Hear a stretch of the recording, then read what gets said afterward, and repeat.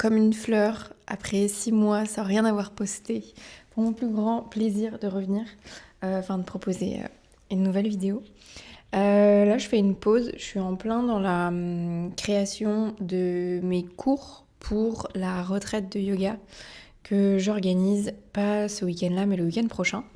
Et là, c'est vraiment un peu tout mon bordel où toutes les semaines passées, même un peu les mois passés, je note des choses, je me dis genre, ah, ça serait trop cool, ça serait pas mal, parce que ces week-ends-là, ils sont propices à des pratiques bien plus longues, de 2 heures parfois, donc je les construis un peu différemment.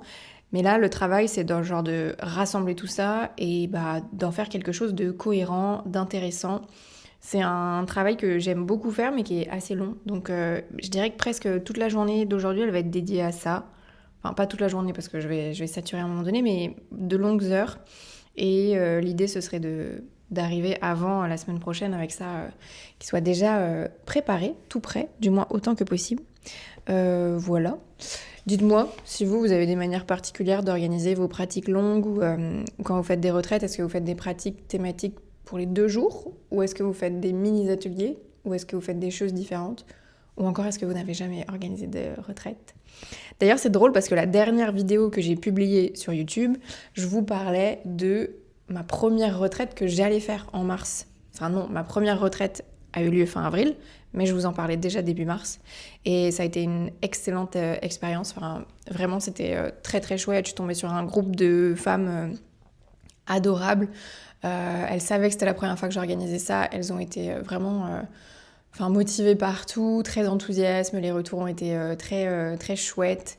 Donc non, ça a été une très belle expérience. J'ai été heureuse du lieu que j'avais choisi, de la personne avec qui j'ai organisé ça, qui est responsable du lieu, qui est aussi la chef en cuisine parce que en fait sa présence était extrêmement bienveillante. Elle était là, elle était attentive.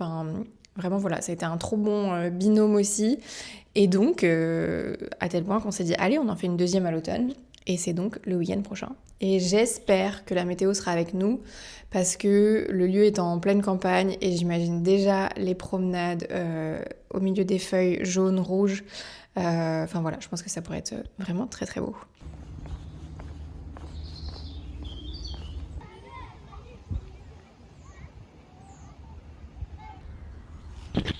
Après 2h30 sur le tapis, j'avais besoin de sortir, de me dégourdir les jambes. C'est la première fois que je me filme en public. Clairement, ça demande plus de confiance en soi que ce que je n'en ai. Donc, on va voir ce que ça donne. Je voulais vous raconter un peu ce qui s'est passé pour moi les 6 derniers mois. Et aussi pourquoi est-ce que j'ai fait une si longue pause sur YouTube. Les 6 derniers mois, professionnellement parlant, il y a eu ma première retraite, il y a eu des mentorings qui se sont enchaînés, certains longs sur 3 mois, certains en one-shot sur une séance avec différentes profs et j'ai adoré et j'adore toujours faire ça. Ça me permet d'accompagner individuellement des professeurs sur des thématiques bien particulières dans leur domaine et c'est trop cool. Humainement, c'est très enrichissant, c'est très gratifiant. Donc je suis très contente et très reconnaissante qu'il y ait des profs qui me fassent confiance pour les accompagner de cette manière.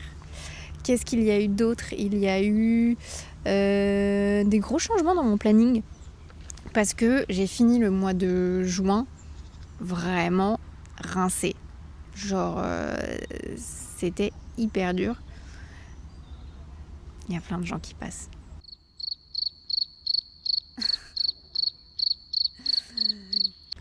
La fin du mois de juin, elle a été vraiment compliquée. J'avais des semaines très chargées dans lesquelles je donnais beaucoup de cours. Et en fait, à ce moment-là, j'avais pas de moyens de déplacement autres que les transports en commun. Et donc, j'ai passé l'année dernière, mais vraiment ma vie dans les bus, dans les trams. Vu que je donnais cours tous les midis et tous les soirs, il y avait très peu de moments où j'avais des temps longs à la maison. J'arrivais jamais à aller à la salle de sport, j'arrivais jamais à me poser vraiment 3 heures dans mes journées et ne serait-ce que pour faire le travail que j'ai fait ce matin, finalement c'était hyper compliqué, c'était toujours compartimenté, 45 minutes par-ci, 45 minutes par-là et moi j'ai besoin de temps pour me mettre à fond dans une tâche, il me faut bien 20 minutes pour rentrer dans le truc donc ouais, j'ai un peu subi mon planning et j'ai pris beaucoup plus de vacances que ce que je pensais. J'ai fait une très longue pause cet été. J'ai pris 7 semaines de congé parce que j'avais besoin de me poser et dire ok, sur quoi on repart en septembre ? C'est quoi le rythme dont j'ai besoin en fonction de ce que je connais de moi ? Et aux profs qui me regardent ou celles qui pensent devenir prof, le rythme, il est vraiment ingrat parfois. Parce qu'on se retrouve à travailler le midi, on se retrouve à travailler le soir. Et donc, en fait, moi, en plus, mes horaires étaient jamais les mêmes. Un coup, c'était cours à midi, le lendemain, c'était cours à 14h, après, c'était 13h30. Ce qui fait que j'avais jamais un seul jour avec les mêmes horaires de repas. Ne serait-ce que ça. Et j'ai réalisé que sur mon quotidien, ça me fatiguait, que ça impactait mon sommeil, juste ma digestion en général, donc mon niveau d'énergie, de fatigue, etc. Donc voilà, cet été, ça a été un gros reset en mode genre, mon planning idéal, à quoi il ressemblerait. Et j'ai pris des décisions, du coup c'est aussi des prises de risque un peu, parce que j'ai arrêté certains contrats, j'ai décidé de rajouter d'autres cours à certains endroits, pour là, sur cette 6e année, essayer d'avoir un planning qui soit un peu plus respectueux de moi, entre guillemets. Mais du coup, ça va être tout le challenge de avoir un planning qui me respecte. Et financièrement, est-ce que ça va continuer à fonctionner aussi bien que l'année dernière, quoi. C'est toujours une balance à trouver, je trouve, qui est possible clairement là, après 5 ans, parce que je suis un peu plus établie et qu'il y a des choses qui sont déjà posées. Mais clairement, quand on se lance, avoir directement son planning de rêve, ça me paraît vraiment impossible. On prend les créneaux qu'on nous laisse, on prend les créneaux qu'on nous propose, et on va pas dire « Ah bah non, j'aime pas trop travailler à midi ». Enfin, voilà, prenez ce que je dis avec des pincettes et du recul, ça dépend vraiment de là où vous en êtes dans votre métier. Et encore une fois, ça aurait pas été possible pour moi de faire ces choix-là il y a encore 3 ans en arrière. Et à vrai dire, j'ai pas encore suffisamment de recul pour dire si les choix que j'ai pris sont les bons. On verra ça dans quelques mois, si ça fonctionne bien comme je l'espère. Donc voilà, ça c'est pour la partie planning. Et concernant le pourquoi est-ce que j'ai pris une longue pause sur YouTube, j'en avais parlé un peu sur Instagram au moment où c'est arrivé. En avril, j'ai reçu des messages commentaires, vraiment à caractère sexiste et sexuel, sur plus particulièrement les shorts, les courtes vidéos que je publiais sur YouTube. Et ça m'a beaucoup affectée, alors que, on est d'accord, j'en ai déjà reçu sur Instagram. Quand on se promène dans la rue en soirée, on se sait, des horreurs, on en entend souvent. Mais appelons un chat, ceux reçus sur YouTube, ils étaient vraiment dégueulasses. Et en fait, quand j'avais la notification des commentaires sur mon téléphone, genre vous avez un nouveau commentaire YouTube, tout de suite j'avais le ventre qui se serrait et j'avais de l'appréhension. Et en fait, je sais pas, j'ai pas réussi à le gérer tout de suite, j'étais certainement plus fatiguée, plus vulnérable, plus fragile à ce moment-là. Mon cerveau, il a dit « Ah ouais, tu sais quoi, on arrête ». Et j'ai simplement et purement arrêté de filmer pour cette plateforme. Et c'est dommage parce que d'une, quelque part c'est eux qui gagnent. 2, je me suis privée de quelque chose pour lequel je prenais beaucoup de plaisir. Et au-delà de prendre du plaisir à filmer, à faire le montage, à développer des compétences sur le montage que j'avais pas jusqu'à maintenant, à prendre du plaisir, tout ça, aussi la chaîne, ça a permis à ce que j'établisse des liens avec des profs que j'aurais jamais rencontrés autrement. Enfin, je veux dire, il y a des profs qui ont trouvé ma chaîne, qui sont venus me parler sur Instagram. Ça a débouché sur des conversations tellement enrichissantes et des personnes avec qui je suis encore en lien aujourd'hui, alors qu'on n'habite pas dans la même ville, qu'on se connaît pas autre que via la chaîne YouTube. Et ça, en fait, ça me faisait plaisir et ça donnait suffisamment de sens à cette chaîne pour me donner envie de continuer. Mais ces commentaires à ce moment-là, du moins, ont gâché le truc pour moi. Et il m'a fallu, voilà le temps pour me dire ok, on fait abstraction, on va retirer la notification des commentaires sur YouTube. Et dans les périodes où je me sens plus fragile, où j'ai pas envie d'avoir à faire face à ça, ce sera une personne extérieure qui ira checker les commentaires. Enfin voilà, essayer de mettre en place des systèmes en fait de protection pour que ça ne prenne pas le pas sur le plaisir que j'ai à alimenter cette chaîne. Donc voilà, je vous devais pas d'explication, mais j'avais envie d'en parler parce que quand j'en ai parlé sur Instagram, ce qui m'a aussi effrayée, c'est le nombre de personnes, de profs qui m'ont dit « Moi c'est pareil, il m'est arrivé ça, j'ai reçu ça ». Des dingueries, des trucs mais qui m'ont fait froid dans le dos. Des profs qui se retrouvaient avec des élèves qui se transformaient en stalkers, des appels mais genre affreux de mecs qui trouvaient les numéros sur les sites. Et Donc ouais, je crois que tout ça, tous ces échanges, ça m'a fait dire genre, ouah, peut-être source de danger en fait. Et donc j'ai eu besoin de temps pour passer à autre chose. Si ça vous arrive, parlez-en. Vraiment, genre, restez pas ça avec vous dans votre coin. Voilà, je m'arrête là. C'était pas si terrible de me filmer, mais il y a quand même 2-3 personnes qui m'ont regardé en mode genre, qu'est-ce qu'elle fait celle-là? Finalement, j'ai décidé de pas aller au café et de boucler tout ce que j'avais à boucler pour la retraite, et à savoir là, à créer les petites cartes que je fais pour les participantes. En avril, j'avais une amie prof m'avait prêté tous ces outils pour l'inogravure, je crois. Le fait de créer des tampons soi-même sur les gommes.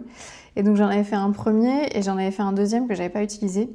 Et donc c'est celui-ci dont je me sers aujourd'hui pour faire les nouvelles cartes. Vu que j'ai une des participantes qui était là à la première retraite qui revient à la deuxième, au moins elle n'aura pas le même motif. Et en fait, je me suis dit que j'allais essayer de tout boucler cette semaine. Une semaine en avance, tout ce que j'ai à préparer pour la retraite, de manière à pas être stressée la semaine prochaine. Parce que s'il y a quelque chose que j'ai retenu de cette première expérience de retraite en avril, c'est à quel point ça demandait de l'énergie et de l'attention. Et clairement, j'avais laissé mon planning habituel le lundi au retour.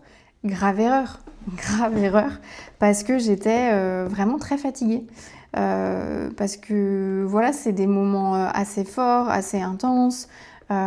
C'est pour moi qui suis une personne assez introvertie, qui a besoin de temps seul et calme pour recharger mes batteries. Là, clairement, sur des week-ends comme ça, c'est difficile d'en avoir et c'est le jeu en fait. Et ça me coûte pas de le faire sur un week-end. Mais c'est vrai qu'après, il faut que je me prévoie ce temps de redescente un peu, juste pour me reposer et repartir. Et c'est vrai que l'année dernière, j'avais trouvé ça un peu difficile de donner de l'énergie à nouveau dès le lundi matin, au retour de la retraite. Donc là, cette année, j'ai pas fait ça. Je donne pas cours avant le lundi soir. Donc j'ai vraiment toute la journée du lundi, je m'en fous partout, pour récupérer, me reposer, dormir, recharger les batteries. Et aussi, j'étais arrivée à la dernière retraite avec des choses pas tout à fait fignolées que j'avais fignolées le jour même en arrivant. Et là, je me suis dit genre, ok, on refait pas ça cette fois-ci. Parce qu'au final, ça m'avait ajouté un petit stress. Il y avait toujours des choses à préparer que j'avais pas spécialement anticipées. Et du coup, ça m'avait mis dans un petit état d'urgence à ce moment-là que j'avais pas du tout envie d'avoir. Je voulais juste être détente pour accueillir les participantes. Donc, j'apprends de mes erreurs. Cette année, je vais arriver plus tôt sur le lieu pour être vraiment chillax, avoir le temps de me poser, de boire un thé avant si j'en ai envie, de tout organiser, de mettre les petits cadeaux dans les chambres des participants, d'organiser la salle, etc. De profiter d'avoir un temps de débrief avec Mylène qui nous accueille. Enfin voilà, vraiment détendu. Et donc, comme j'ai décidé que j'étais une nouvelle femme organisée cette année, je fais tout maintenant, de manière à ce que la semaine prochaine, j'ai rien d'autre à faire que d'assurer mes cours et de me préparer à partir, rassembler le matos, tout ça. Voilà, donc je viens de tâcher le papier alors que j'en ai plus. Je vais me concentrer, je termine ça. Et après, je vais faire la newsletter et me préparer à aller donner cours ce soir. C'est une grosse journée, c'est une grosse semaine. Mais voilà, c'est tous les dessous un peu qu'on n'imagine pas trop. Souvent, les gens, ils pensent qu'une fois qu'on donne cours, on ne travaille plus. Tellement pas.